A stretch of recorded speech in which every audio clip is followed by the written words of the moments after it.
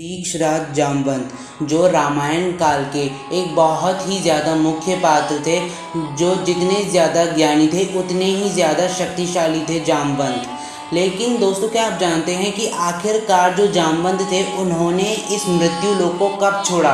दोस्तों, आपके अपने चैनल हिस्ट्री ऑफ गॉड में आपका स्वागत है। अगर आपने अभी तक हमारे चैनल को सब्सक्राइब नहीं किया तो हमारे चैनल को सब्सक्राइब कर दीजिए, इस वीडियो को एक लाइक कर दीजिए, बेल आइकन आएगा तो ऑल पे सेट कर दीजिएगा ताकि हमारे लेटेस्ट वीडियो सबसे पहले आपके पास पहुंचे।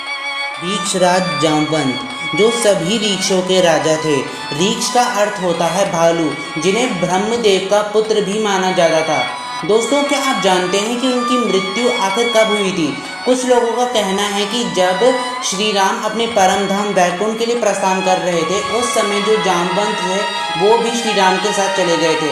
लेकिन दोस्तों, दरअसल ऐसा कुछ भी नहीं हुआ था। जो श्री राम जी थे उन्होंने प्रस्थान करने से पहले हनुमान जी को और विभीषण जी को इस कलयुग के अंत तक रहने के लिए कहा था। उसके बाद दोस्तों, जो जामवंत जी थे उनसे कहा था कि आप द्वापर के अंत तक इस दुनिया में रहेंगे और द्वापर का अंत होते ही आप इस मृत्यु लोक से प्रस्थान कर सकते हैं। उसके बाद दोस्तों, जो जामवंत जी थे उन्होंने श्री राम की इस आज्ञा का पालन किया और द्वापर के अंत तक इस मृत्यु लोक में रहे। उसके बाद दोस्तों, जब द्वापर युग हुआ उस समय जो भगवान विष्णु थे उन्होंने श्री कृष्ण के रूप में अवतार लिया।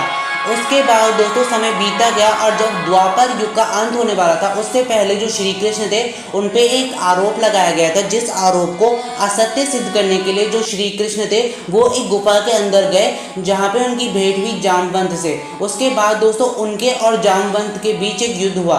दोस्तों, वो युद्ध क्यों हुआ था इसके बारे में मैं आपको किसी और वीडियो में बताऊंगा। दोस्तों, जब वो युद्ध चलता रहा उसके बाद जब ये युद्ध खत्म हुआ तो जो श्री कृष्ण थे उन्होंने जामवंत को परास्त किया। उसके बाद जो जामवंत जी थे वो समझ गए थे कि ये मेरे प्रभु श्री राम ही हैं, क्योंकि दोस्तों जो जामवंत थे उनसे कहा गया था कि उन्हें केवल और केवल उनके प्रभु श्री राम ही हरा पाएंगे। उसके बाद जो जामवंत थे उन्होंने श्री कृष्ण से क्षमा मांगी और श्री कृष्ण ने उन्हें क्षमा कर दिया। उसके बाद दोस्तों जो जामवंत थे उन्होंने श्री कृष्ण से कहा कि प्रभु, क्या आप मेरी एक छोटी सी इच्छा पूरी कर सकते हैं? उसके बाद जो श्री कृष्ण थे उन्होंने कहा कि बताओ जामवंत, तुम्हारी क्या इच्छा है? तो जो जामवंत थे उन्होंने कहा कि क्या आप मुझे फिर से अपने उसी राम अवतार के दर्शन करा सकते हैं? तो जो श्री कृष्ण थे उन्होंने जामवंत की इच्छा पूर्ति कर दी और जो जामवंत थे उन्हें श्री कृष्ण के रूप में अपने प्रभु श्री राम के दर्शन हुए।